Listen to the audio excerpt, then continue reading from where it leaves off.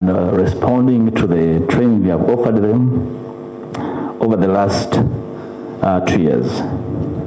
Of course, one of the things we set out to do, you recollect at the launch of our legislative agenda, we said we're going to work differently. We're going to take our work to the people.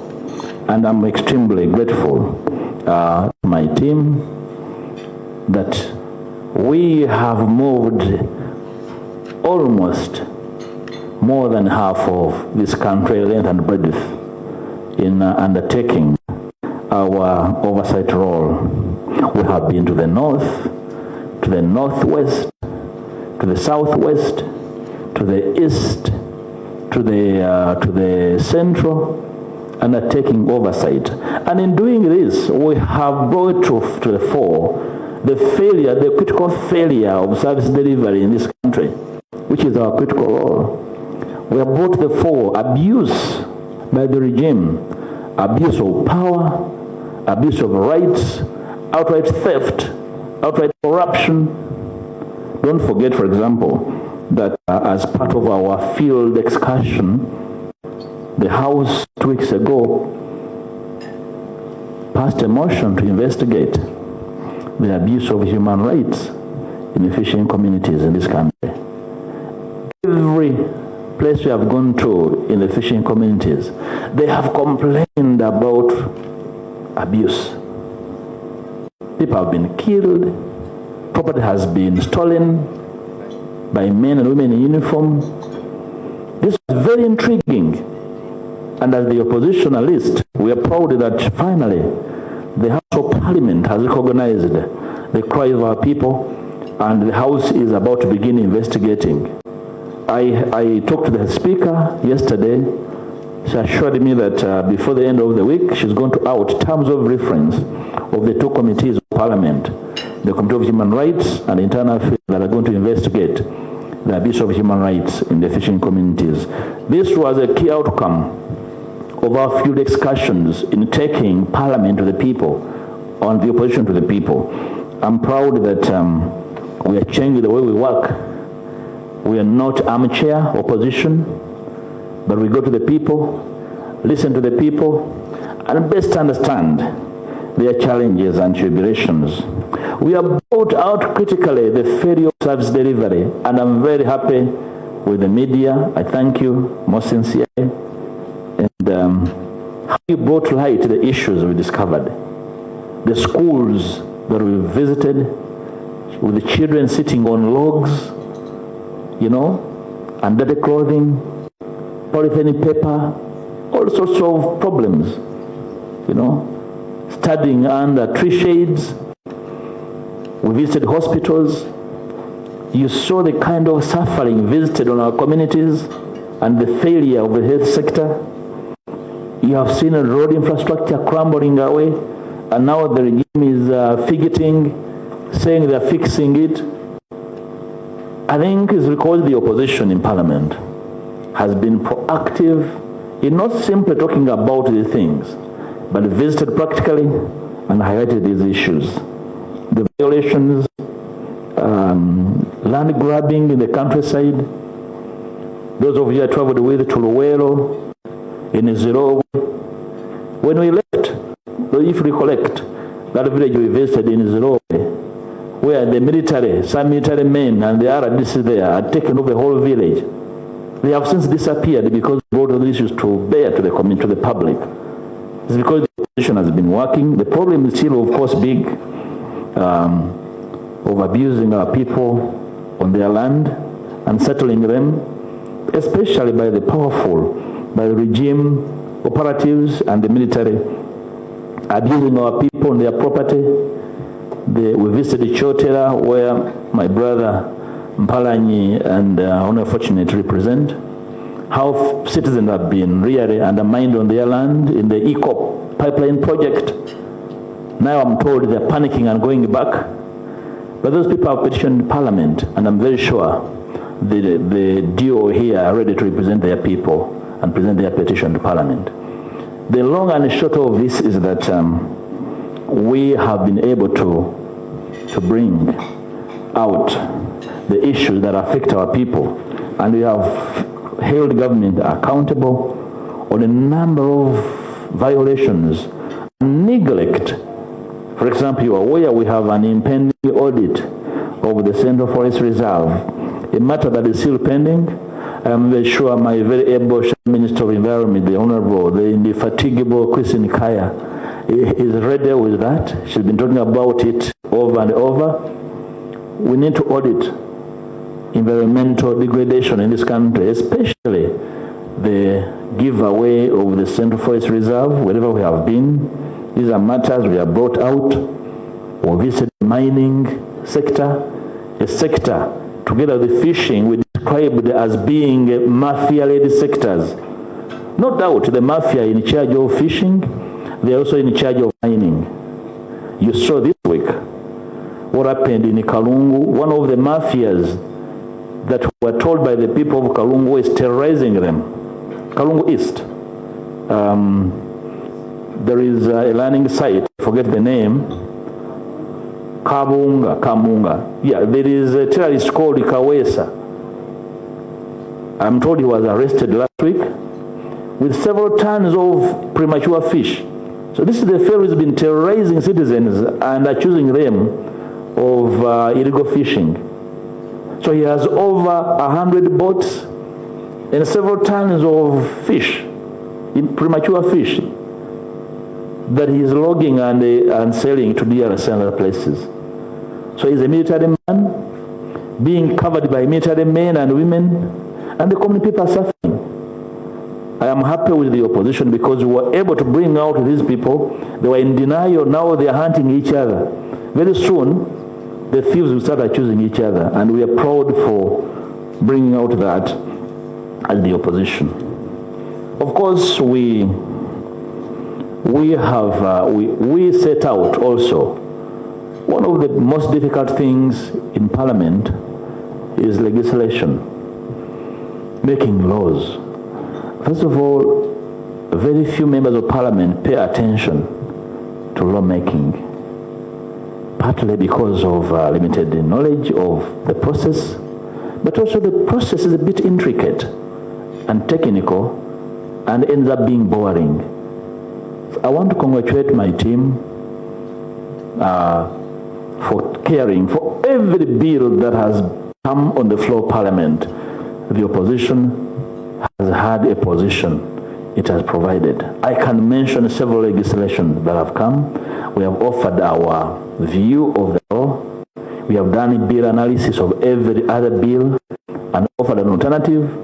This information, for those who want to record for posterity, is available in print for you to share with the world on how we've been able to put on record all these issues. Of course, not forgetting that a number of my members have their own private members' bills. People like Dr. Bedi Wanika has a bill, the contract farming bill. The Honorable Chiaga has a bill to amend the corporate and neighboring law. It's an advanced stage. Honorable Chivumbi got leave to amend the Public Finance Management Act, and several other colleagues with proposals that we are working on. That for me is a clear testament to the fact that our team understood very well what to do, and they have embarked on it. I have been here for some time, and we have expended the time without the opposition even mooting a proposal to amend any law or to provide any law. So this seemingly young and a bit novice team has, for me, scaled the heights in as far as appreciating this duty and undertaking to follow up on it. Of course, this wouldn't have been achieved without the very, very able support of our technical team. Every once and again, the technical team of the opposition is changed, and it takes a bit of time. You see, the work at Parliament is not work like any other place. It is very particular, very specific, sometimes intricate, in some cases confusing, But I want to congratulate Peter and the team for the job well done. The technical team has been working so well. They have provided very critical technical backstopping to these politicians. Politicians are not easy to work with. You don't listen, the media can listen. Politicians are not easy people. You want to go and support one Mpuuga, but he thinks he knows what he wants to do. He wants to do it differently. You know, I'm using Mpuuga because I know he won't be angry about it. So we are not easy people. So the technical team is being very critical, but we have also trained them. They are a well-trained team, well-oiled to do their work, and I want to thank them for enabling us to do this work. Their capacity has been well built, and through the benchmarking visit they have undertaken to various jurisdictions with members of parliament on a number of things, we can speak the same language, which is why in the last financial year they were able to do something unique, to provide an alternative budget with an approach hitherto unknown to these spaces, what we call the human approach to budgeting. And I'm very sure until we explained its length and breadth, many people were confused as to what the opposition was up to. The country now understands that the budget is not a matter of cram work, that the budget can be oriented to certain things and make people feel different about the budget and its meaning to them. I want to thank the technical team for being receptive and open to change, because the politicians offer the framework, they benchmark what they want to be done, and the job of the technical team is to polish that. We speak in raw form, but they have no space and luxury to work in raw form. They have to work in a refined form. So, Peter, Dr. Sozi, Dr. Walusimbi, the team leaders, I want to congratulate you for making our work possible and smart. I don't think we have ever produced any shabby work. No, it's because we work with a very good team, an enabled team, and an able team, which is why we're here to thank them for supporting us, and I hope we'll continue doing the same in the next session of Parliament, because it's not yet Uhuru for us. Invariably, all this happens with a lot of challenges. At the beginning of our term, I was asked what I envisage as the major obstacle to achieving our critical objectives. And I said, and I said today, I re-echo the same sentiments, that the major handicap to doing our work is that the government in power has never appreciated that the opposition exists legitimately and therefore does work backed by the law. A number of times the opposition is looked at as a bother, a huge bother, and dragging government work in some way. And when that is the sentiment expressed by those with power, authority of resources, authority of coercion, power to coerce, then you have a problem as the opposition. You recollect when we were doing our fieldwork, the Prime Minister of the Republic dared to say that I should not go back as if I am Hassan or subordinate. She did not think, does not believe that the opposition actually has a legal mandate to hold her in check. Of course, we defied her, aware that she was speaking out of turn. The sentiments expressed by the Prime Minister are the sentiments percolating and perforating down the echelons of government, that the opposition is a bother, the opposition is making the work impossible, we should do away with them. The movement mentality has never vacated some mind spaces and has constrained work. In fact, so many actors, including members of parliament, look at the opposition as some funny outfit. But I'm glad that over time, part of our work has been education. We have been educating ourselves on our responsibility and also educating our adversaries of our duty. And I think over time they have appreciated our work. Thanks to my team for being assertive in what they've been doing, because you can only assert yourself to be understood in a certain way, and then your adversary will surrender to your insistence. It's because of the insistence that we've been able to do this work. Is our numerical strength a challenge? Yes, it's a challenge because for a house of 500 plus members, and you barely have a third of that, is a challenge. So for you to be able to be impactful on what you do, you must raise the threshold of what you do in terms of output. That has been our preoccupation. For you to be able to attract the attention of your adversary, you must be able to raise the quality of your output. Otherwise, if you are few and the output is so to speak, then of course you cannot really have the attention of your adversary. Thank you, my team, the political colleagues and the technical team, for being able to raise the threshold of our output to the extent that we cannot be ignored. It's very difficult. It's almost improbable to ignore the opposition in Parliament because we have raised the threshold of our work. Many challenges remain, but the challenges are not insurmountable. We're going to continue pushing for what we believe in. At this stage in Parliament, there are very, very serious issues the House must resolve for posterity. The issues relating to violation of human rights, for me, are the most critical at this stage. If we do not resolve the current impasse, where those with authority are not able to pronounce themselves and come clean of various gross violation of human rights, then any debate of politics does not make sense. Assuming that the country is preparing for an election in the next 2.5 years, how do you prepare for another activity when problems over the past activity have not been resolved?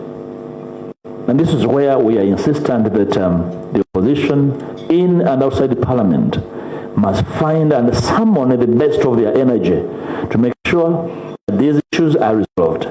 And nobody should really introduce other issues until these issues are resolved. The issues are definitive of our intentions as leaders. They are defining of our legacy as political actors, and they remain in the annals of our history as matters this generation either resolved or cowardly failed to resolve. And I don't think the House of Parliament can act in a cowardly manner and run away from its obligation of ensuring that the history about us will be a history of courage, will be a history of determination, because the issues at hand are definitive and will speak to our legacy. I want once again to thank you, the media, for being a part of what we have been doing and continue to do, and I believe that when the media does work better, everybody works better. As a mirror of the public, the mirror should not be a bloody mirror. The mirror should be clear. The clarity of your reporting, the clarity of your analysis. When I say clarity of analysis, one of my friends, who is not yet here, in one of our meetings at my parade quarters, in his analysis, he analyzed how I looked at my president and his issue that Mpuuga's eyes and that of his president were not looking as friendly as...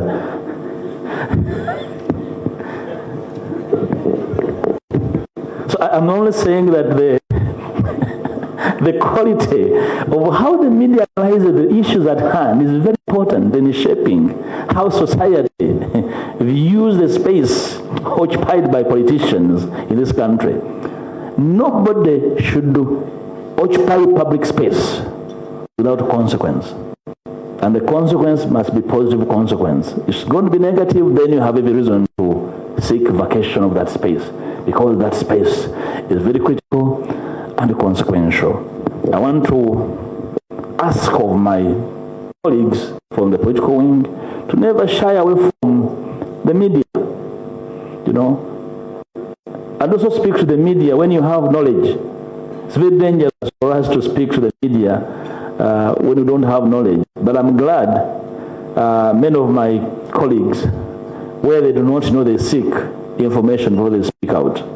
It's the reason probably why we have been able to speak to the country with firmness, with authority, and with a direction that seeks to offer public good and echo our chosen motto of accountability and service. And because I said I don't want this to be a monologue, I thought I should highlight to you how we've been working and operating, so that you load your guns after listening to me, and then fire from all ranges without fear or favor. I thank you once again, and good morning once again. Thank you so much, Lope. I think it's very interesting taking us through of what we have gone through in this year. And this is the time for the questions from the media. I would like to welcome all the other members of parliament who have just arrived. I would like to tell you that the Honorable Santa Okot is here. She's our Shadow Minister for Regional Affairs. The Honorable Mpuuga-NUP, our Shadow Minister for Foreign Affairs. The Honorable Gilbert Ulanya, who is our chairperson for local governments. The Honorable Court, who is the DPG whip, and the rest of the members will be introduced. So I'd like to thank you. We are going to take questions from the media. Before we do that, I'd like in a very special way to welcome. I know that the members of the press who are here, who are always part of us, who are under the Uganda Parliamentary Press Association, UPPA, but I would like in a special way to welcome Dick Mvule, an editor from Radio Simba. You're very much welcome. We used to be with Dick here in UPPA. You're very welcome, and thank you for paying attention to the work of the leader of the opposition. I'd like to welcome Paul Kayonga from Next Media Services. If you watch current affairs, you definitely know or have heard about Paul Kayonga. You're welcome, and thank you for paying attention to the work of the Office of the Leader of the Opposition, and certainly to current affairs. I'd also like to welcome a very special person, Becca Zena. The people who you never watch on TV, you probably never listen to them on radio, but they're behind the most powerful shows on those TV stations. Becca Zena is behind the production of all the current affairs shows on Next Media Services. You're welcome to this event. And we will be definitely welcoming many others. We would like to welcome the other members of Parliament. I can see the Honorable Kalwanga David Luchamuzi, who is the Member of Parliament for Busuju County in Mityana District, and is also our representative to the Commonwealth Parliament. Those of you who have questions about the Commonwealth Parliament, is here to respond to that.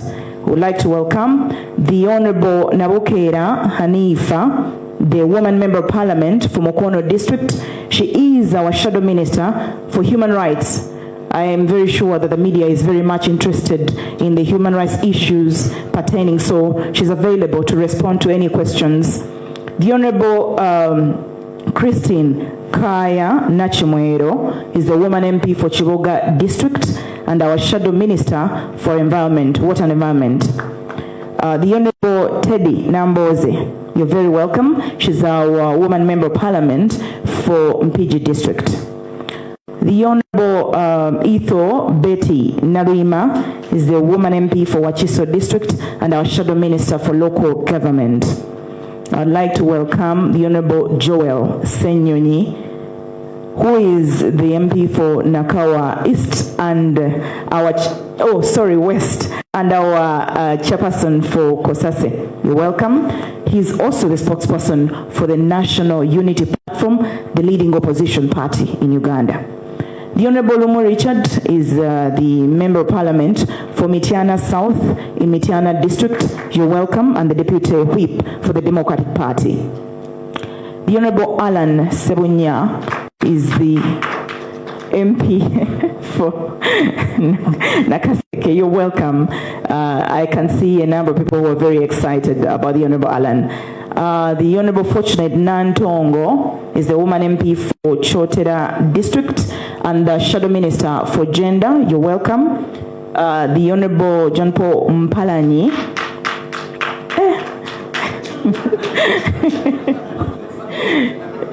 I can imagine the reason for the clapping. You're all welcome, and we'll be introducing the other members of Parliament and members of the Shadow Cabinet as they come in. Ladies and gentlemen,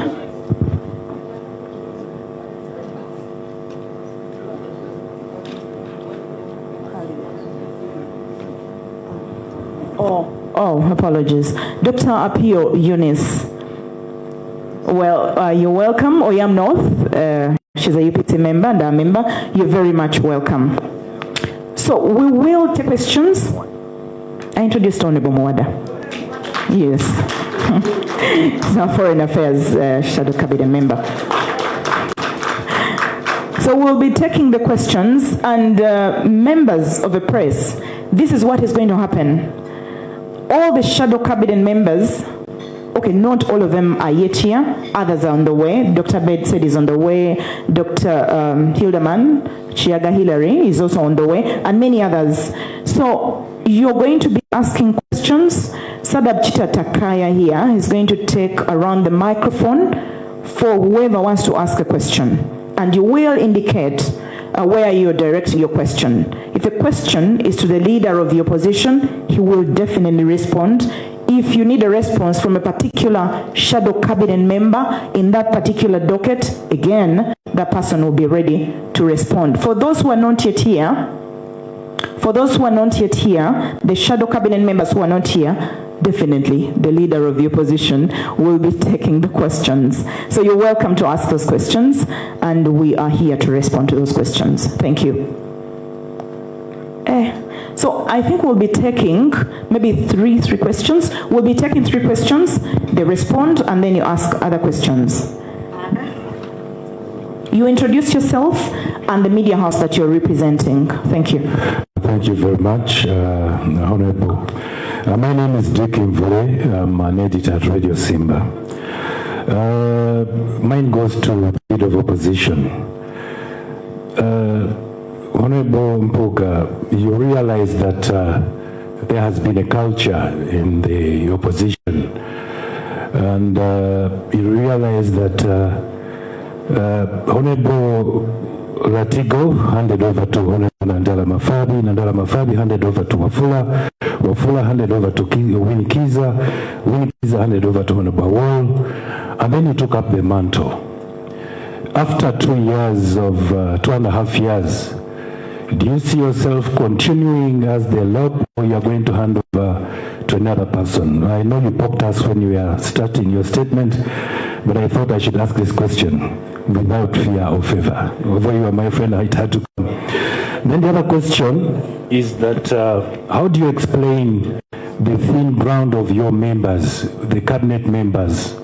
You realize that only a handful are here, although Honorable the spokesperson has said that many are coming, but after 2 years, this should be a milestone, you know. They should not have any excuse of not being here. How do you explain that? And in the introductions, I've not seen any person being introduced to having represented the party secretariat. Don't we know about this inventory? Thank you very much.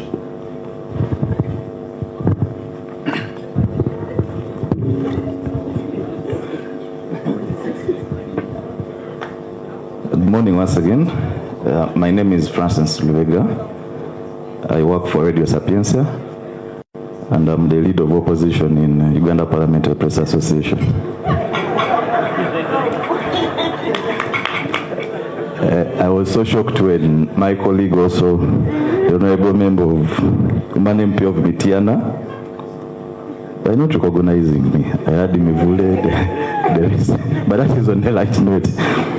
To start with the point of my colleague Mivule, the issue of your term, what is that inner feeling in you as this term comes to an end, the term of 2.5 years? What does that inner feeling tells you right now as the leader of opposition who's about to, as the term ends? Then the other thing is on the personal reflection. What is that turn-off point where you would maybe regret serving under this current regime of NRM as the leader of opposition?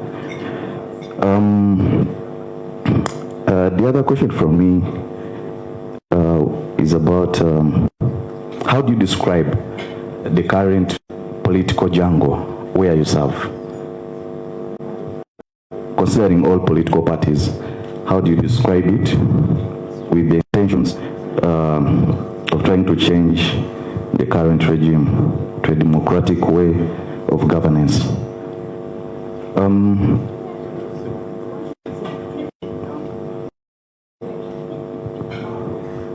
I'm Delop. Wait, I raise my questions. The third point from me will go to the report, a recent report on cooperatives. What is your personal view on the opposition MPs who are alleged to be on that list? Who are alleged to have embezzled some of the cooperative funds? Then my last point goes to Honorable Joel Senyonyi. How do you feel about the wonderful reports that you make in your committee, the recommendations that you make and later are not put into implementation? Thank you so much. Thank you. I think, Sadeb, we can respond to those questions because they're quite a number. So we'll have the leader of the opposition respond, and then the Honorable Joel Senyonyi will be responding to his question. Thank you. Thank you, the two media personalities that have asked questions. First of all, from Mr. Amvule, the opposition culture of handing over, that's not a problem. You know, certain norms are written, others are called peremptory norms. Okay, they're not written, but they become a matter of practice. But when they arise, they do not cause adrenaline to rise. And as leader of the opposition, I am part and partial of a political culture we are trying to grow, that when a change happens, it's not a crisis. It only becomes an obligation to an occupant of that public office to do good. And whoever is in office be supported by all and sundry to do their work. It is as simple as that. I don't think that should cause any adrenalines. Of course, I poked the media you observed. It was purposeful to appreciate the fact that the office has been profiled to a level more than ever before, that it causes debate, when actually the duty to do public good lies with the government. So the media has allowed the government to get away with the murder, with the corruption, lack of service, and they paid attention to the opposition office that has no resources to do services. I think as the editor, you question the wisdom of your reporters in laying, in concentrating. I have not seen a debate on failed service delivery by the Prime Minister and the failure to answer questions in Parliament and running over the place singing Ikwepichi as the Prime Minister headed over looking for services, offering services to the people of Uganda. But I appreciate there are a few members in here. Mr. Ambule, we are dealing with adults. Well, many members communicated they were traveling back from Kigali. I'm human enough to understand that. But also, I can't rule out the fact that some members are already in holiday mode. But I cannot be a person to compel people to be here. The only person that reached out to me was the chief whip, and he called me rushing home to sort out a family matter, and I can understand that. So when you meet them in the corridor, ask them where they were. That is their questions, not my question. Nobody from the party secretariat, you want to advise us on to invite here? Was that your intention? We did not invite them. It was a media interaction between the office of the leader of the opposition and the media. I wanted this space to be occupied by members of parliament. That's why you are free to fire at anyone here. If my party president was here, it would be about the party president. So we wanted this to be about parliament, the opposition and the parliament and their work. So feel free to fire to them. So when we have space when we want the party to be involved and discuss intra and extra party issues, we invite them. So I thought this space would best be occupied by the people the party sent here and obligated. In fact, I expect you to ask people to account for the obligations, to the duties given to them by the party, from within NUP and without. So that's why I wanted them to occupy this space. Maybe some of them have even never had occasion to account for their work. So this is their space. Allow them space to, if the Secretary General was here, it will be about him. When will a humble man like Joel get space to speak in the presence of his president? So that's why we choose. How will my man from Kagologolo, Chukuba Mutwe, Kayemba Solo have occasion to speak to the media in the presence of the president? So sometimes this space is gazetted for humble humans to also speak to the country. Kindly take it in that light. But whenever we do and whatever we do, we are obligated to inform as a matter of respect to the party secretariat. Mr. Francis Rubega from Sapientia, term of office, what is my inner feeling? I have expressed my inner feeling in my preambles here to you that we have worked, we have not withered, we have worked together. It's not easy to put together a team and that team delivers. We are a 6-party platform, and getting those people to work, these parties are founded on various ideological foundations. They come here with different objectives, but you must figure out a mechanism of filtering those objectives and consolidate them into a workable framework that will speak to the common voice of the opposition. So my inner feeling is that we have done a lot, but it's not yet uhuru. We would have had a sense of deja vu if we probably have delivered on our most critical objective of regime change. Okay? So I feel a sense of pride in how we've been able to consolidate the team amidst various challenges, including the regime poking at the opposition. Midway, you have some of the opposition party members cross. That's not a small thing, but when they cross, as the leader, you have a duty to gather the remaining team members to play their role effectively and well. So I think deeply that we have worked together amidst serious challenges. Remember, we started this work from a highly controversial, divisive, violent election. So this work began at the backdrop of that.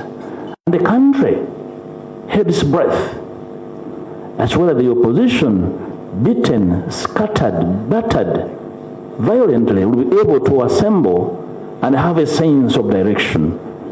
So I'm here to state, without a fear of contradiction, that we have expressed ourselves well amidst these enormous challenges. challenges. I hope I have answered you. What is the turn off? What do you mean the turning point? Regret of serving under the law. I only regret of not being prime minister. I should have been the prime minister, not the law. If you're asking the regret, because my party won the general election. So the regret was that we were not announced. How do you look at me as the prime minister of the republic compared to being a law? Maybe things have been different. Otherwise, I cannot say that I regret being a law. It's a big honor to lead colleagues. It's a very huge responsibility. It's a huge honor. It's also an opportunity to show that actually you have a sense of understanding of this obligation. Okay? And that kind of responsibility, I cannot regret. I can't regret how I have been able to summon my basic skills to bear upon this responsibility, and how the team has responded to my call, to my direction, to my guidance. I never grew up with any of these MPs. The people began to send to them here. They all came as adults. Nobody made 18 at swearing in. They all came as adults. So to be able to consolidate them and have an output for me was a huge responsibility, which I pride in as having executed, even in the face of a lot of challenges that I think are not necessarily insurmountable, but we have tried to do. How do you describe the current jungle? Describe it from all over the opposition, actors, parties. I think it's not the opposition that is in a crisis. The country faces some form of existential threat as a nation state. The level at which political actors perceive responsibility is scary. And of course the rate and the response of political players in the opposition is also a bit disturbing. Because of regime longevity, brutality and intolerance, some layers of the opposition have become a bit insipid and unresponsive to this obligation. I get the sense that some of our political layers are getting tired and they need a renewal. That's why you hear some people, some political actors, probably have begun subscribing to the regime, either out of lack of direction, either they are a little, uninspired to work differently. It's a huge duty, but all of us are obligated. In the face of the civic space that is being frozen, it becomes a huge obligation on anybody seeking to play a part in this space, to be strong, to self-express, to speak out strongly and make their intentions known. The only problem a political actor can visit on this country is not making their intentions known, to grandstand, to appear to be serious when actually acting unseriously. So if you ask me, that's the challenge. And I challenge myself and all that intend to change the direction of this country to realize that we face a very serious challenge after a regime of 40 years to undo the evil that has been planted into this country, to kill the seed of intolerance, of corruption, of murder. Because the ongoing debate, for example, of human rights violations before, during, and after the 2021 general election, it is an attempt by the ruling party to settle a political score by coercion. It's an attempt to solve the political problem of the country using force. And this the country must reject. All the opposition political actors must understand the breadth of this problem and rise to reject the overtures of the ruling party to settle the political dispute using force. Your last question, the report of cooperatives. What do you make of the opposition member that we have mentioned? If a member was mentioned as having participated in this corruption, they should face the law. There's only one law in this land, and whoever is mentioned in the report must face the law. If they had no obligation, if there's no question to answer, the law is sorted. Do you want me to write another report? The report is a public document. So I do not have anything to sympathize, or unless people should face the law. If they have questions to answer, they must answer them. Corruption is person to holder. Okay? It's not institutional that somebody is doing so for the benefit of their community. So that and the other reports before Parliament where individuals have been implicated or indicted, they must face the law to the letter. I hope I have responded to the first set of questions. Mr. Chitata, would you want to? And we'll have Honorable Joel Senyonyi now. Oh yeah, sure. Yeah, to respond to his question. He's going to come here. But yeah, he's going to come there. Yeah. This is your platform.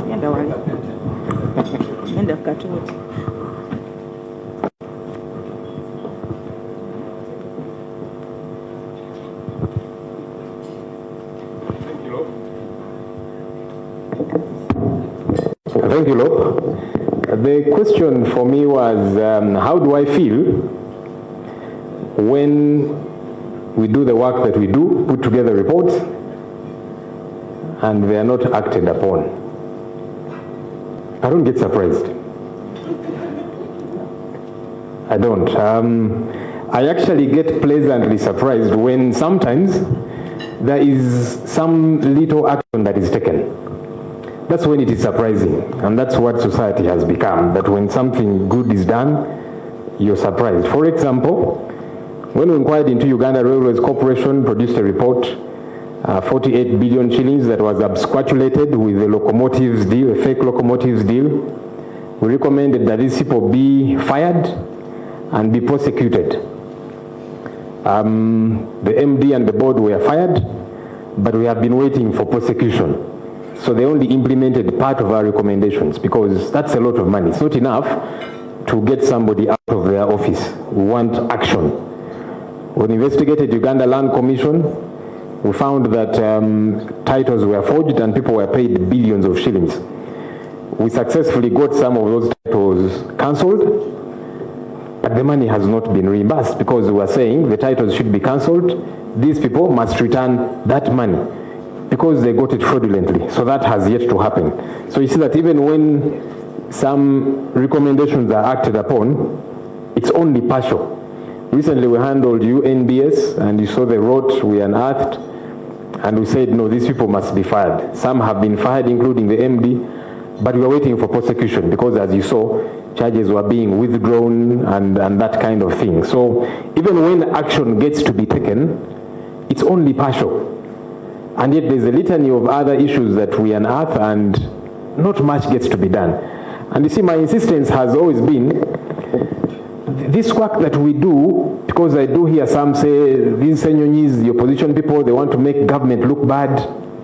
70% of the members on my committee, COSASE, are actually NRM members. When we produce these reports and we table them on the floor of Parliament, one, all our reports, and we have had several reports, there has been no minority report. Number two, for all the reports that make their way to the floor, because as you know, some, for many reasons, don't make their way to the floor, even when they are there. But all those that do, they have been unanimously adopted by the whole House. So that's not my report anymore, it's a report of Parliament. And we have been saying, can we begin to take action if we are serious about corruption? My appeal to the leadership of Parliament has been, and continues to be, that let's begin to dig in our heels as Parliament and insist that action gets to be taken on our recommendations as Parliament. That way Parliament will begin to be taken seriously.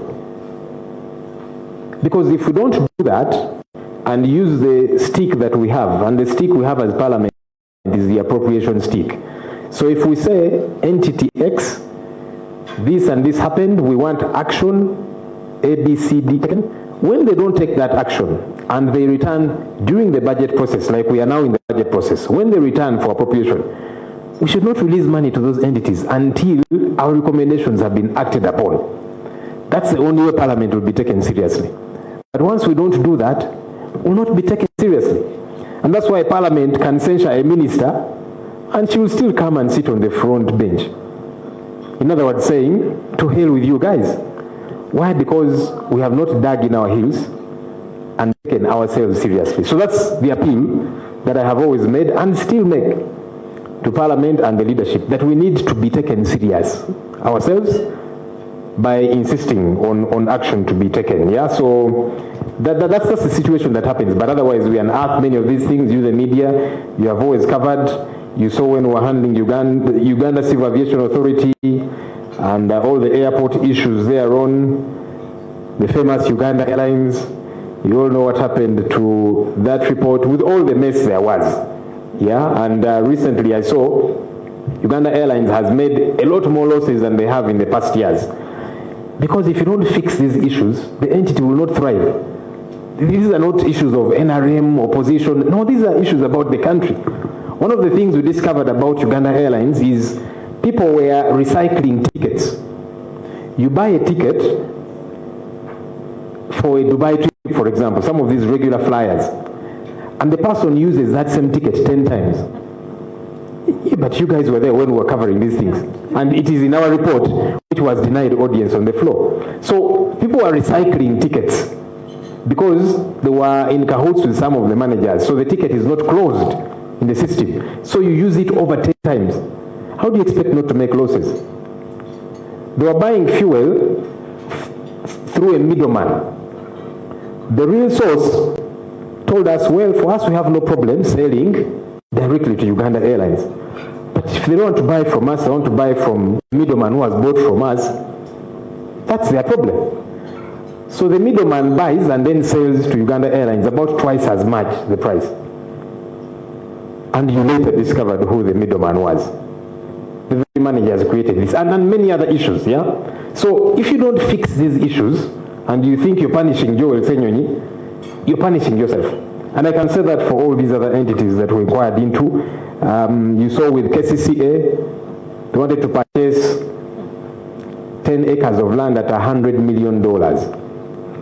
That's 370 billion. Meaning each acre to cost 37 billion to put traders. Even in Dubai, an acre does not cost that. And I saw them coming back to Parliament saying, you know, please avail this money to KCCA and so on. What is wrong is wrong. Yeah, and then several others. I'll not take too much time, but the direct response is we don't get surprised when action is not taken, but we need to keep insisting as Parliament that action gets to be taken. If we are serious about this phrase of zero tolerance to corruption, then let's take action. Thank you. Thank you so much, Honorable Joel Senyonyi, the chairperson of COSASE. And we are going into another set of questions. I would like to welcome the Honorable Hassan Chirumira, the Member of Parliament for Katikamu South, the Deputy Imam of Parliament, and also our representative to the IOC. We would like to welcome the Honorable Abed Bwanika, the Member of Parliament for Chibanya Kawonera in Masaka City, and our Shadow Minister for Agriculture. You're welcome. We'd like to welcome the Honorable Hilary Chiyaga, Dr. Hildeman, Maokota North, and our Shadow Minister for Arts and Culture. We'd like to welcome the Honorable Aloysius Mokasa, the MP for Rubaga South. You're very welcome. We'd also like to welcome the Honorable Stephen Serubula, who is the Member of Parliament for Rugazi Municipality. You're welcome. And would like to welcome the Honorable Kayemba Solo, the Member of Parliament for Kamansimbi South. He is our Shadow Minister for Sports. I don't know if he will be able to speak English today. He says the LOP normally has his English, and the LOP has spoken most of it today, so I don't know. The Honorable Lucy Akelo, Vice Chairperson Kosase is here from the Forum for Democratic Change, and I can see the Honorable Alan Sewanyana is also, he actually came much earlier, so he's here with us. You're welcome. We should go into the other session of the questions. I will be welcoming more members of parliament as they come in. Thank you. Please. Thank you very much. My name is Paul Kayonga. I work with NBS Television. I have a few questions to the leader of the opposition. Oweekitiibwa, you are supposed to keep the Prime Minister in close check. How do you rate your immediate recent relationship with the leader of government business on the floor of Parliament, and what is the way forward? Another question is, the opposition in Parliament has come under a lot of pressure and scrutiny, more than maybe ever before, I don't know. Do you consider this criticism and pressure justified, especially to you as an individual or your team as a group? And how do you evaluate the relationship between the opposition in Parliament and actors outside Parliament, actors like in the civil society,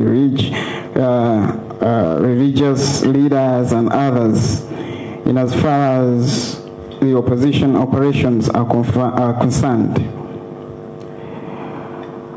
Another question is, what is the most important activity you should start with in a new session of the term in Parliament, bearing in mind what has happened in the last 2.5 years?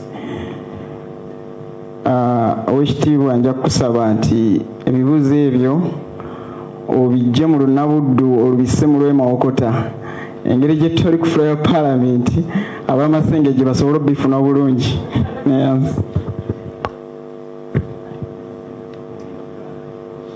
Do you think we should first respond to those, or?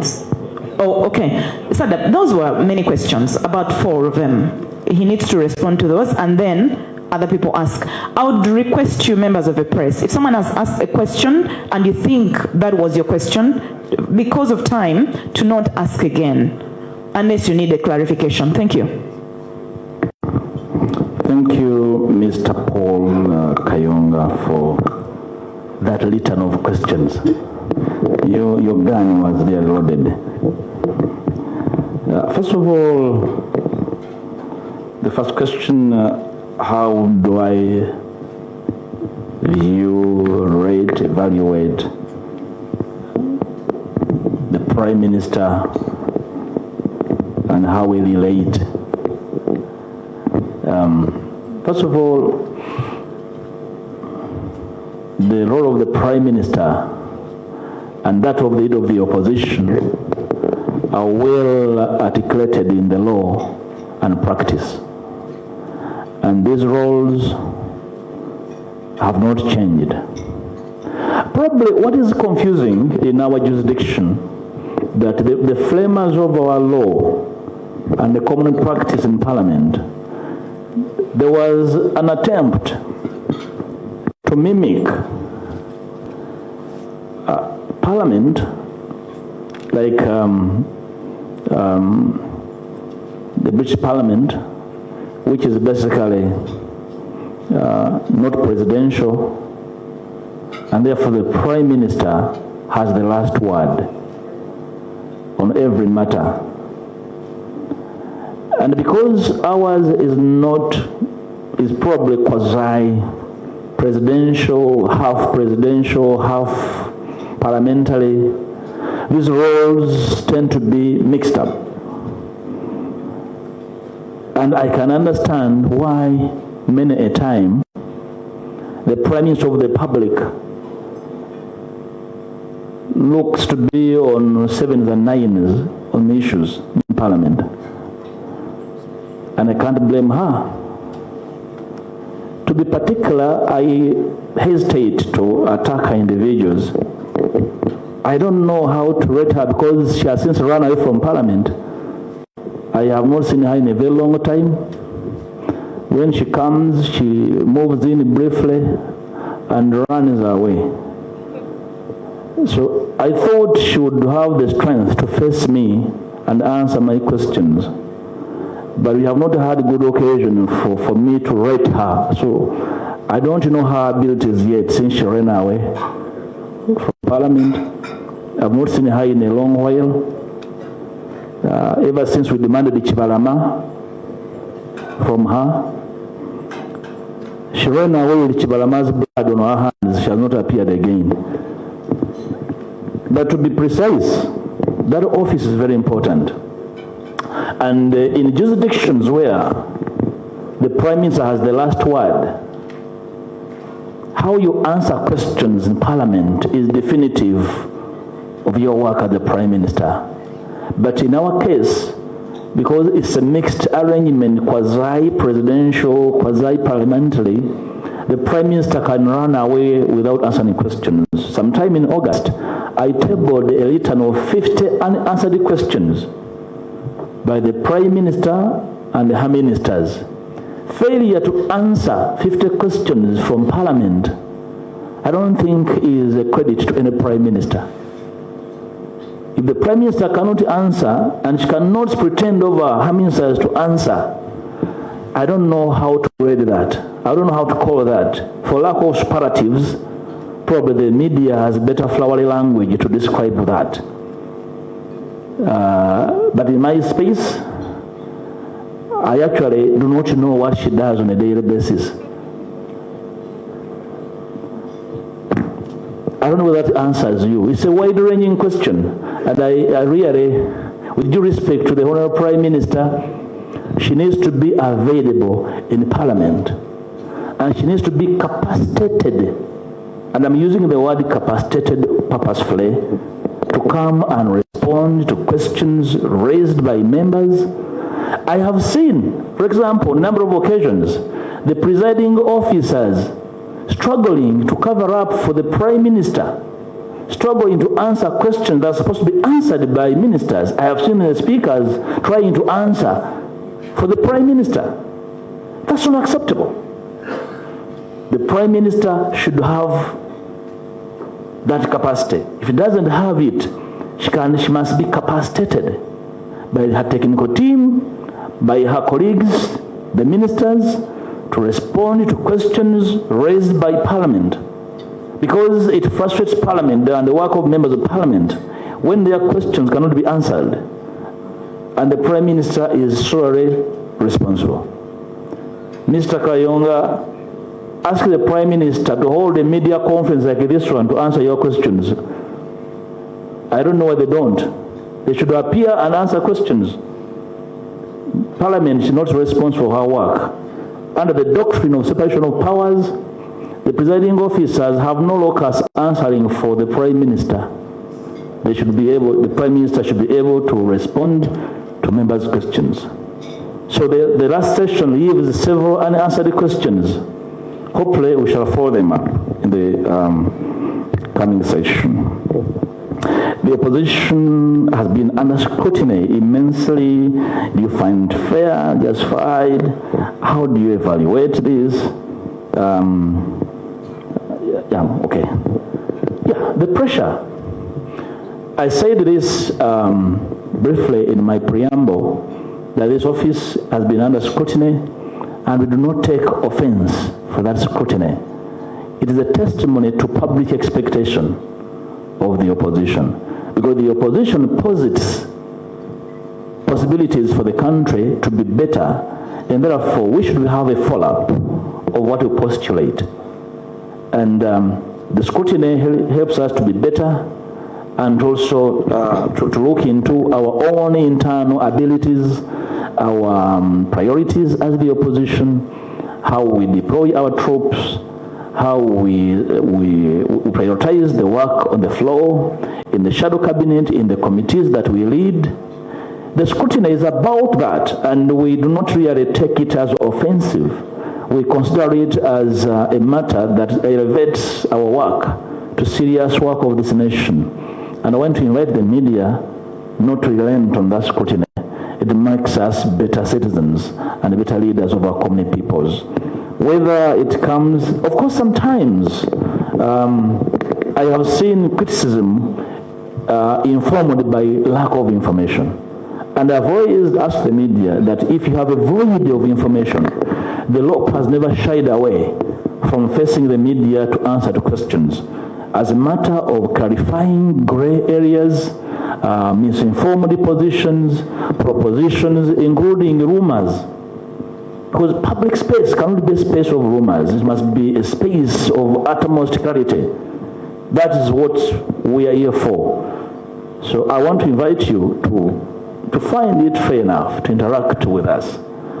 I have had a very good relationship with the media, and we believe it's very okay. Mr. Chitata and Honorable Joyce have been extremely helpful, probably because of their knowledge of how the media works and probably how the media can shortchange public debate to a certain way. They have that knowledge. Whether deliberately or unknowingly, the media is so critical in shaping public debate. That's why the media can shape debate away from government failure to office of the leader of the opposition. It's that critical. That it can change the information away. We are discussing gross violation of human rights, and the media picks when is the opposite term ending. When we are demanding for missing persons, people detained without trial for several months. That's how important the media is, that it can choose the nature of debate away from critical issues to a person. You know, it's very, very critical, and we respect the media for that, because they can shape debate. Of course, Paul, certain forms of criticism do not come from mainstream media, they come from pseudo media. We have an emergence of pseudo media where there is no editor, where the sources are not disclosed, but pure blackmail. Of course, we have had to deal with the blackmail, intended and ignorantly premised. It's also part, we must align, and I invite colleagues to align themselves to get to understand the emergency of informal media and how it can be used to peddle blackmail that can actually get you off your seat and preoccupies you. I think I have been trying to orient my colleagues to grow a second layer of skin to simply do the right thing. Even when there's blackmail flying all over the space, because at the end of the day, we shall not be held accountable for the blackmail, but for the public duty, the huge public duty to which we are answerable to the citizenry.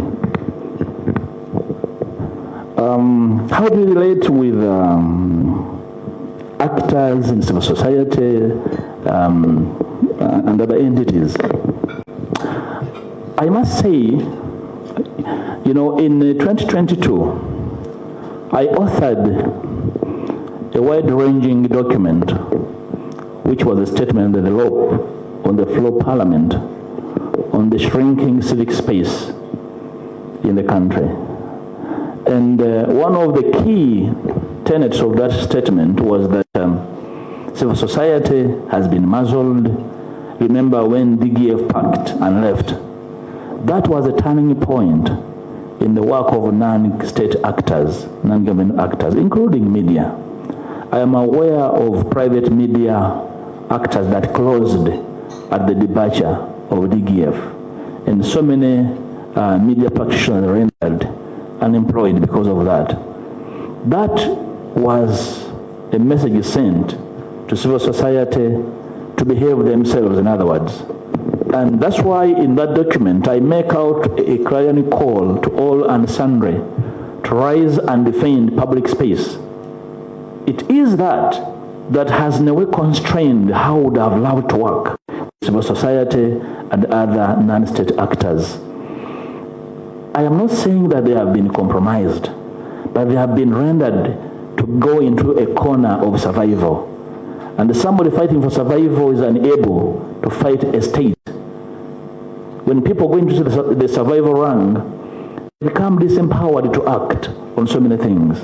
We have been reaching out to civil society in a lot of our off-site trainings that have been active, but we still want to see more. We want to see the civil society. We want to see religious institutions, cultural institutions joined on the platform to fight for this civic space. Free media. The media has been involved in self-censorship because of fear of reprisal from the regime. You know how the NGO Act has been dangled to stifle space for NGOs, and how UCC has been weaponized to weaken private media. So these are very, very compelling issues. They constrain the way we would have loved to roll out with non-state actors. We have received messages of support from NGOs, civil society, especially those that are involved in the governance. We want to do more. But of course the opposition has an obligation to roll out a program that these non-state actors will follow. Our programs themselves are a motivator or a demotivator of how these non-state actors work. We need to do better and more to enjoin them in potentially non-dangerous activities. So many NGOs are paper tigers. If you ask them to write, they will write. And if you ask them to practically get involved, that's probably a big asking. They may not participate. You may have to look out for non-dangerous activities in which they will comfortably participate. And then the political actors may roll out into the dangerous murky waters. But there's a lot to do. Finally, you did ask what would be the most important activity to roll out in the coming year. Nothing is less important, but what is most important is the sanctity of human life. Over the last 2 months, if you recollect, my first statement in the 11th Parliament, when we were still sitting in the tent, my first statement officially on record was a statement of 432 missing persons. Effectively, we are where we started from. It was my first statement. We are still where we started from. From 432, we are now looking for 18 missing persons. Of course, the media has covered variously how there are close to 300 plus reappeared. Those detained for several months, dumped with broken limbs, dumped with wounds, you know. Several have been dropped. There are others in jail. The opposition, in and outside Parliament, cannot prioritize anything else without fighting for the right to belong, the right to associate.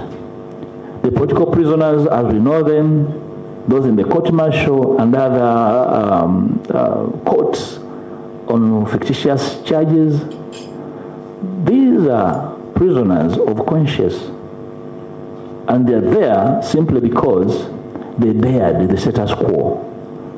That should be the starting point everywhere, not even next year. It's part of what we are here to rally the country for.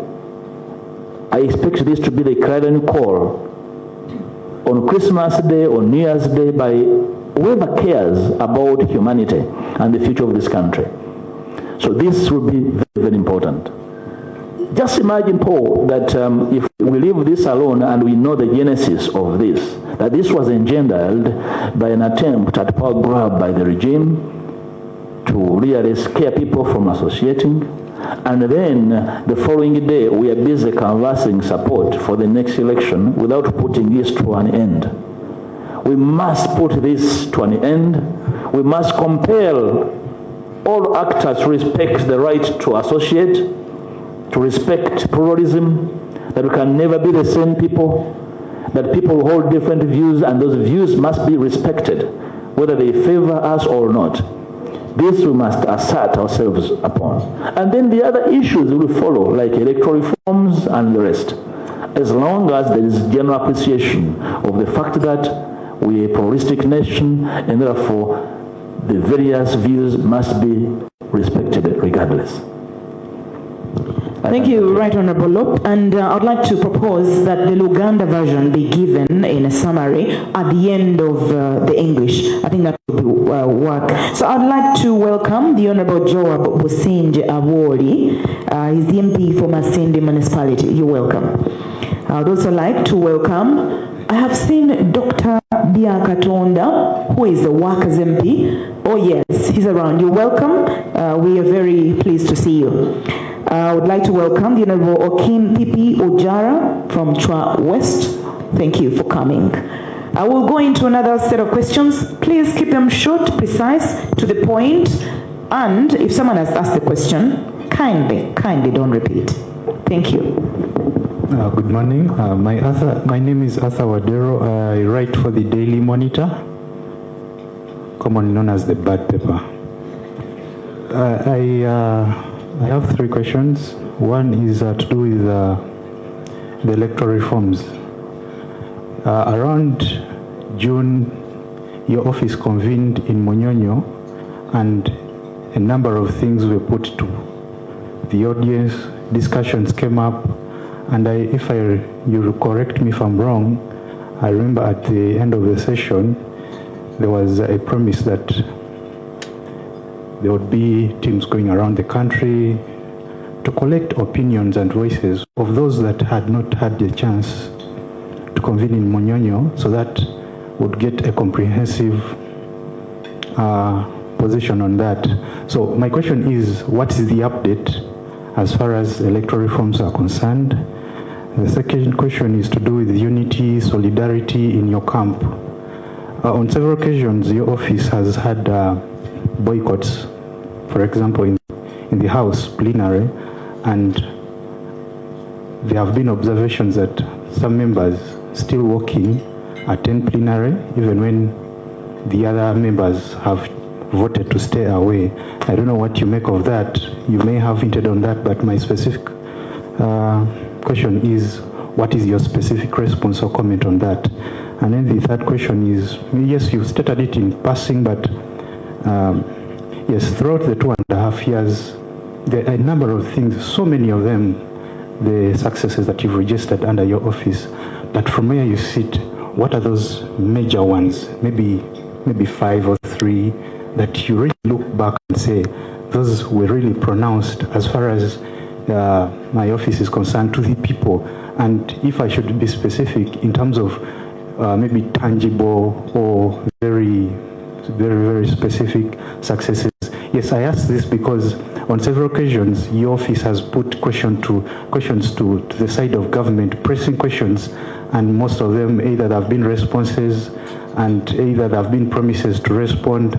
So my question is, from where you sit, what are those major ones? Thank you.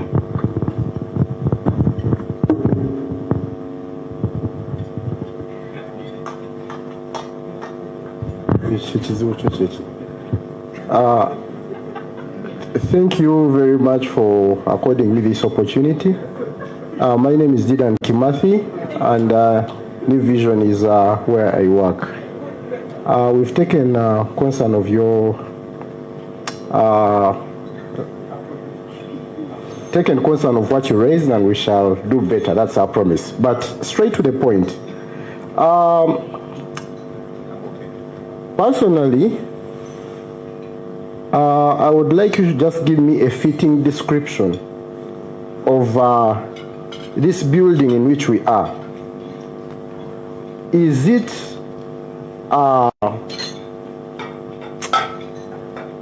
should we say that it is doing the job as it ought to be, as it's supposed to be doing, like this whole parliamentary institution? Is it playing its part? Is it captured? Is it washed down? Or it has been shortchanged? The reason I'm saying this is because the voices on the street differ from those in this house. We've recently seen a number of sleek cars getting distributed. And people out there asking themselves, yes, you've put the questions to government and it's not responding. It's like the other side only responds to those it needs. It doesn't respond to the concerns of the citizens. Perhaps if you could talk about the whole essence of having this entire institution called Parliament and whether it is still playing its cardinal role. Lidan, please, thank you. Actually, Honorable Joel has answered part of that, but it's okay. Any other question? Please, precise, kindly. Thank you so much. My name is Hasif. I work with BBS TV. The Honorable, thank you so much. We all remember that sometime in July last year, we had scandals of 40 million bribe that, some members of parliament under allegations received this money and some returned, some went silent. Of recent, we just heard from the president of the National Unity Platform, who is your boss, throwing light on the 100 million bribe that is yet, or some have even received under allegation. I don't know the issue of corruption, you highlighted on it, but I need more on that. Is it a question of credibility, trust? Have you mentored them well in terms of what to do and what not to do? And then number two, we've had some corridor conversation that there are discussions, of course, it has been happening, that leaders of opposition are changed. Have you, according to what you had planned, is it a job well done or you still need a second half?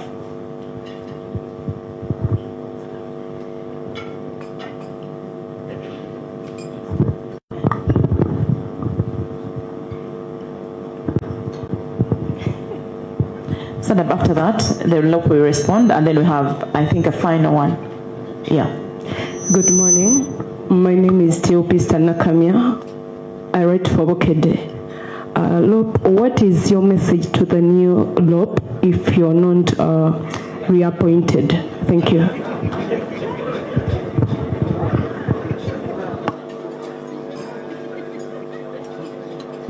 Yes, the LOP can respond to those, and after that we'll have the final round of the questions and the LOP will go into Luganda. I would like to welcome in a very special way also Mr. Mpuuga Alex.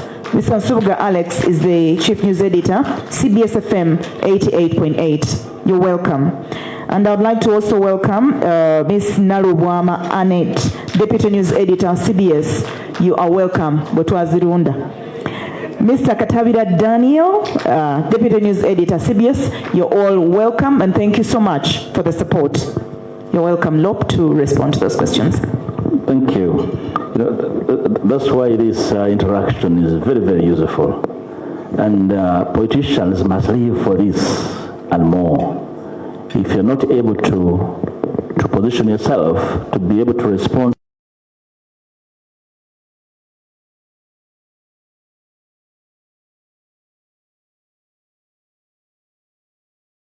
we must be the ones leading the pressure. I hesitate seeing Honorable Mao bringing his own reforms.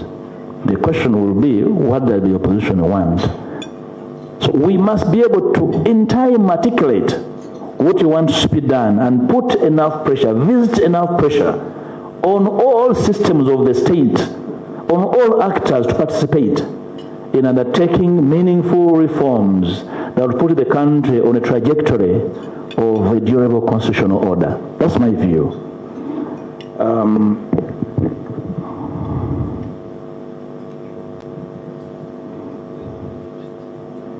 Unity, solidarity in the camps, some members come, go to the house, others don't go when there's a boycott. Mr. Wedro, I said earlier on that the opposition is a six-party platform.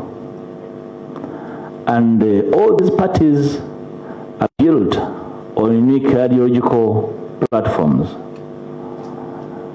But what we try to do, what the Office of the Law tries to do, is to bring all these forces together, make the best out of them, so that they are not competing but contending forces. And in being contending forces, they should find a mechanism of building a solidarity beyond the rhetoric of their individual parties, but see through the desire to work. You see, in the opposition, we disagree on a number of things on approach, but we are not disagreeable to the fact that this country needs to make a 360 degrees turn. And that should be what should bind us as the opposition. Of course, speaking fast forward in the fact that sections of the opposition go back even when we have a boycott, I think that question should be put to those who go back. What is their motivation? What do they see differently from those who stay out? So if we go out because of human rights violations, because of the violence that was visited on the population in the last election, and some other party in the opposition believes that that is really a small matter, they should be asked, what should be their view of this? I have heard people say, okay, why don't you simply go back and speak about this? Boycotting the House is part of our speaking. We speak with our bodies and our mouth. So in some cases we boycott, in other cases we go and speak strongly and demand for answers. But don't forget that some of our political parties, especially their leaders, I'll speak about their leaders. I think I'll be unfair to the members to generalize them. Some party leaders have elected to work with the ruling party. And I believe they have been cajoling and convincing their members to toe the line. But I am happy majority members have elected to move with the consensus of the opposition in Parliament. The rest of those who choose to work with the ruling party, I think they have space to explain themselves. But our job, which is no mean feat, is to keep the opposition together amidst the enormity of challenges that they face. You see, I normally tell colleagues that these corridors are very intricate corridors. When you get in here, that's when you get to learn how challenging it is to be in Parliament, but also keep your head high and straight. And you'll be able to speak to the public without being, jeered. It's not easy. I suppose that some members get here or got here and got confused a bit. And a lot needs to be done to ground members in their beliefs, to ground members in the objectives. There is a joint objective. Parties have a multiplicity of objectives, but there is a joint objective of the opposition, which all of us must cultivate towards. That's my view in the circumstances. What are the measures over the last 2.5 years? I think we have spoken a lot about that. I've even written. There's a whole booklet about that. I have not had occasion to rank them. But if you want to rank them, start with this one today. It is a huge achievement to accept to be scrutinized publicly. Many people would rather stay away from public scrutiny. We believe it's a huge duty to be publicly accountable. That even when you make mistakes, we should be able to accept that that was a mistake on our part and seek new direction. For me as the opposition, it's been a very, very serious matter. But to really probably warm your spirit, we have worked differently. Probably I've never seen the opposition in the countryside trying to relate to the people and bring out the failure of governance and the failure of government promises. You have seen regime operatives running up and down like headless chickens over how we work as the opposition. Of course, my members have moved so many motions. We have enlisted some of them. I am sure my Shadow Minister for Local Government is very proud. The Honorable Nalima, she moved a motion that changed the way the PFMA is implemented to allow local governments to retain their funds. You've heard local governments are very happy that this financial year they received an extra 1 billion to construct roads. That was the opposition trying to help service delivery. Actually, we did that after our country visits. We said we need to do something differently. Those are measures.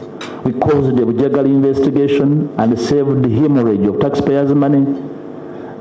I mean, we have done this. We have invested so many of these things. There are so many, they are written. Because I hesitate to try and trumpet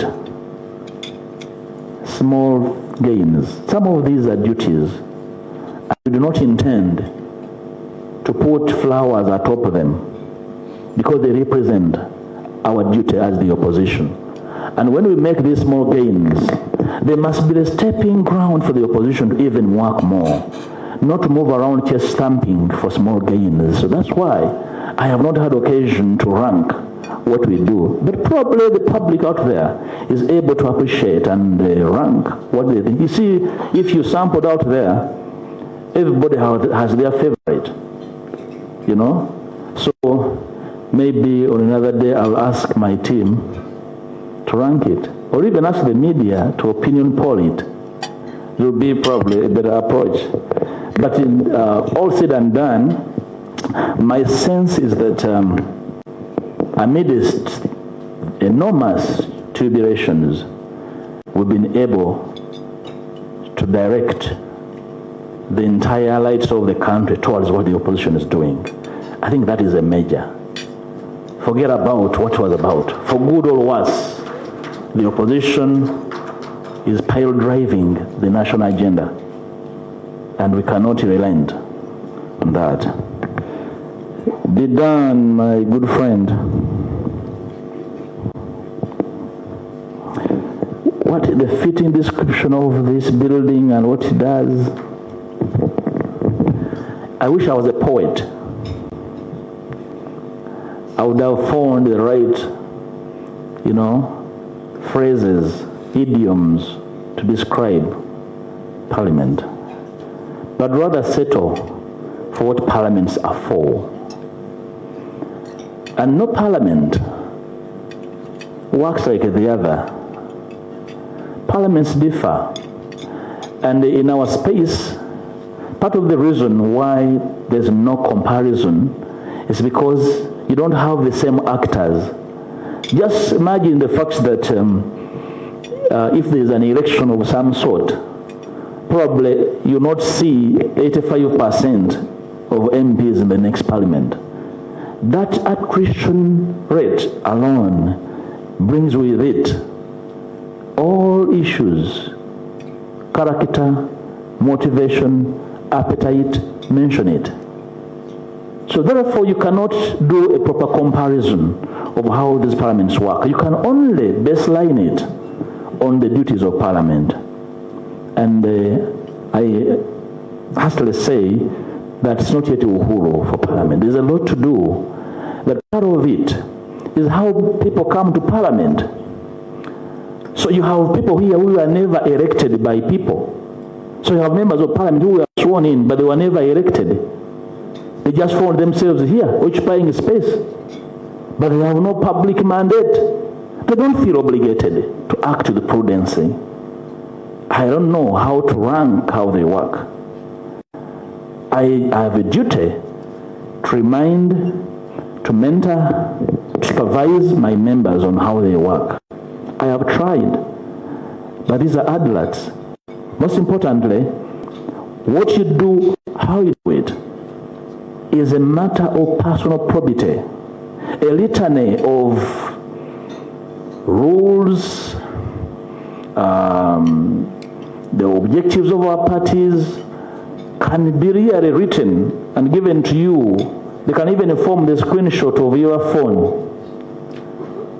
But your actions are definitive of your personal probity as an individual. I think Parliament has to do a lot to undertake a redemption of the collective. In Parliament, unlike Cabinet, there is no collective responsibility. But you can also say there is no collective guilt. every member of parliament must account for their personal actions. Of course, the party, because you come under a party umbrella, the party has a duty to align you to its objectives. And that's not a duty you can delegate. As a leader in NUP, I contend we have tried to guide our people. Many of our members are new. They had to learn how to navigate the intricate corridors of power where we live every day. I told them that, in our meeting, I told them that these corridors you see are very small, but they can carry a trailer. You know, a trailer can move through those corridors. That's how equally small and big they are. And therefore, when you move in, you must take care of your movements and where you sit. So it is a duty. You've made mention of the example of sleek cars that are being bought. I think you're making reference to the cars that are bought to the previous speakers. First of all, the Parliamentary Commission, I think, was responding to the law, because the law was amended to make provision for these former speakers.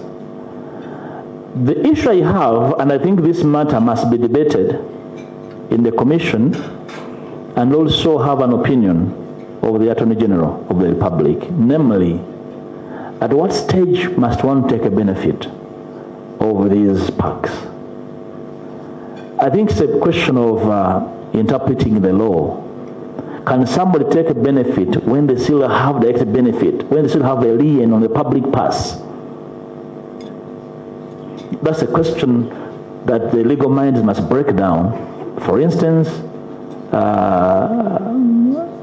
my old friend, the Right Honorable Rebecca Kadaga, a former speaker, deputy speaker, then speaker, but still a government minister, meaning that she has still access to the public pass, and therefore she's not entirely retired.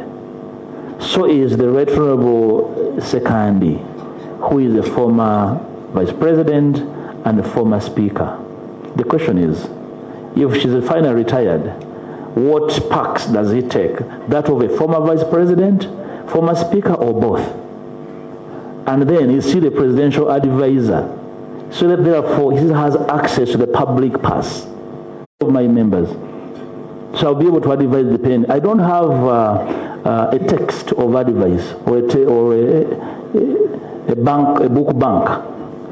No. Advice depends on character, personality. So I'll be able to advise depending on the person that will come. I hope I have answered you. Mr. Chitata, let members ask their last leg of questions. Exactly. We are going into the last leg of the questions. Honorable members and members of the press, we have just a few minutes to come to the close of this. But allow me to welcome the Honorable Nyakato Asnansi, the Member of Parliament for Hoima City. You are welcome. She's also our Shadow Minister for Energy. We'd like to welcome the Honorable Katabazi Francis, the Member of Parliament for Kalungu West. He's Kalungu East and the Shadow Minister for East African Affairs. You are welcome. The Honorable Saz Godfrey is a member from Gomba East. You are welcome. Allow me to also welcome the Honorable Wakaima Musoke, the Member of Parliament for Nansana Municipality. Thank you for being part of this. And in a special way, the President of the Uganda Parliamentary Press Association, Sam Ibanda Mugabe, is with us. Thank you so much for the support and for working with us. The last set of questions, and then we call it a day. Has a huge responsibility to itself first. Itself. To offer hope to the country. Away with blood on their hands. And to General Museveni, aware of your promise to the nation 37 years ago, you cannot remain a head of a state presiding over disappearance of humans and still claim to be in charge. You cannot claim to condemn the past regimes, to condemn Idi Amin, the current system will be a reincarnation, is a rebirth of the Amin times, probably even worse. Whatever happened during Idi Amin has been replayed by this regime. So, Mr. Museveni, you have a chance to redeem your legacy by producing the missing persons and also holding those who occasioned the disappearances accountable. Have them charged for these crimes against humanity. Mr. Alex Nsubuga, the Gomba land evictions and the mafioso that has become the hallmark of land in this nation. I have spoken before about land matters. They are part of my record in Parliament, in the statements I've authored and shared with Parliament. And land is not just a factor of production as we know it. For a good relationship, and I hope it will continue. Thank you.